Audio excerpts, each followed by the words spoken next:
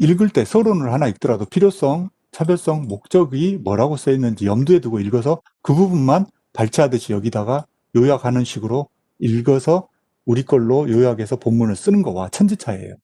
그렇게 해야 뼈대가 갖춰지는 거지. 그냥 막 읽고 써보니까 이 문단도 좋고 저 문단도 좋은 말인데 그걸 짜집게서 쓰다 보니까 틀도 안 갖춰지고 죄에다 짜집기만 되고 그게 결국엔 비의도적 표절이 돼요, 또. 그래서 그걸 잔뜩 써서 교수님한테 가져가 본들 지도 교수님이 한 줄 한 줄 옆에 앉혀놓고 다 봐줄 수도 없는 노릇이에요. 아직까지는 준비가 안 되고 스터디가 덜 돼 있기 때문에. 그러니까 큰 것만 얘기해 줄 수밖에 없어요, 교수님이. 그러면 들을 때는 알겠는데 돌아서면 또 어떻게 해야 될지 모르겠고. 그래서 시간은 시간대로 많이 투자가 되는데 속된 말로 우리가 삽질한다고 하죠. 혼자 그냥 고생만 하는 거예요. 시간만 가고. 그렇게 하시는 게 아니라 이런 요령을 가지고 한 줄씩 한 줄씩 써보셔야 되는 겁니다. 이렇게 요약을 하고 본문은 그래서 이제 이 연구 계획서에다가 이제 된 거를 이건 개조식 키워드라도 이렇게 작성을 해놨다 치면 이제 본문은 서술식으로 한 줄 한 줄 풀어서 쓰셔야 되겠죠. 그러면 예를 들어서 이렇게 썼다고 쳐봐요. 이렇게 예를 들어 한 페이지 정도. 이제 아까 여긴 이론적 배경이지만 뭐 서론이든 3장이든 아까 연구 계획서 뼈대 잡은 거에다가 한 줄씩 풀어서 인용 표시 넣고 논문을 읽으면서 한 줄씩 쓸 때도 예를 들어 이 학자 거 이 문장을 갖다가 내가 출처 표시를 했다 치더라도 이 출처 표시, 인용 표시 했다고 그래서 한 문장을 그대로 갖다 쓰면 100% 표절입니다. 인용 표시를 해도. 카피킬러나 터니딧 이런 프로그램을 나중에 돌려서 심사 전에 제출하셔야 돼요. 그런데 이 카피킬러나 터니딧 우리나라는 교육부 훈령이나 대학의 연구윤리, 자체 연구윤리 규정이 있어요. 거기에 보면 기계적으로 하나, 단어, 연속하는 단어 낱말이 하나, 둘, 셋, 넷, 다섯, 여섯 단어 이상. 일반적으로. 여섯 단어, 한 문장이 몇 단어로 구성됐든지 간에 여섯 단어 이상이 똑같아 버리면 출처 표시해도 표절로 봐요.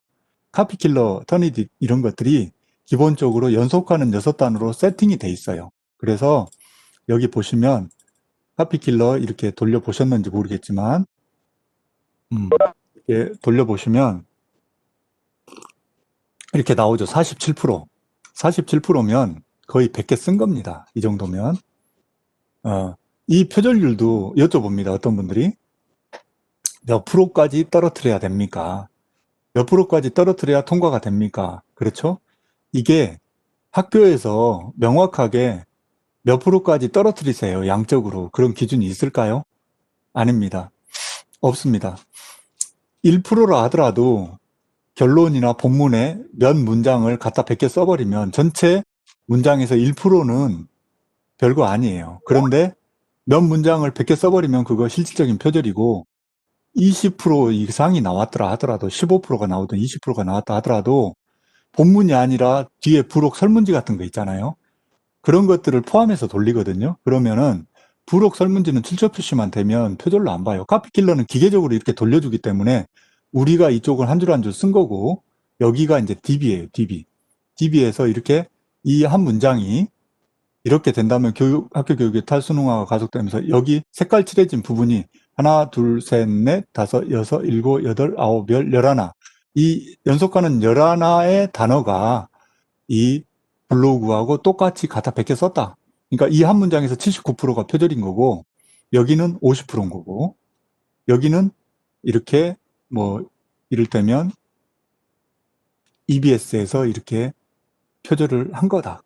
EBS 거랑 중복이 된다. 이렇게 나와요. 그래서 카피킬러는 의도적 표절, 기계적 표절, 프로그램 표절, 법제도적 표절이라고 할 수 있어요. 그래서 이거는 기계적으로 우리나라만 독특한 제도가 있어요. 이렇게 6단어 연속하지 말라. 학교마다 그것도 조금씩 달라요. 좀 더 강화된 기준을 요구하는 서울대 같은 경우는 5단어 연속해서 하지 않게 하도록 해요.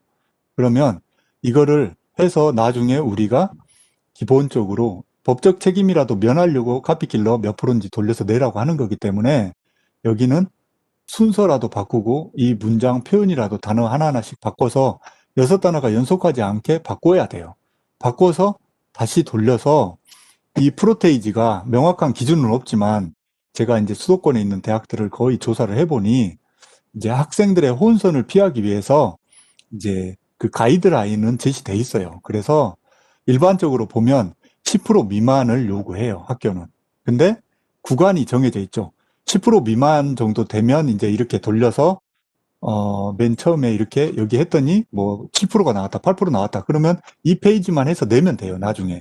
그런데 10%가 넘는다 하더라도 11%, 15%가 나왔다 하더라도 이제 아까처럼 이제 지도 교수님의 확인을 받아서 도장을 받아서 뭐 부록에 있는 걸 할지 15%가 나왔더라도 이런 것들은 지도 교수가 판단했을 때 크게 문제가 안 된다라고 도장을 찍어주면 학교에서 그걸 제출해서 허용을 해주도록 그렇게 많이 이제 가이드라인이 제시돼 있어요. 수도권 대학들은 대부분.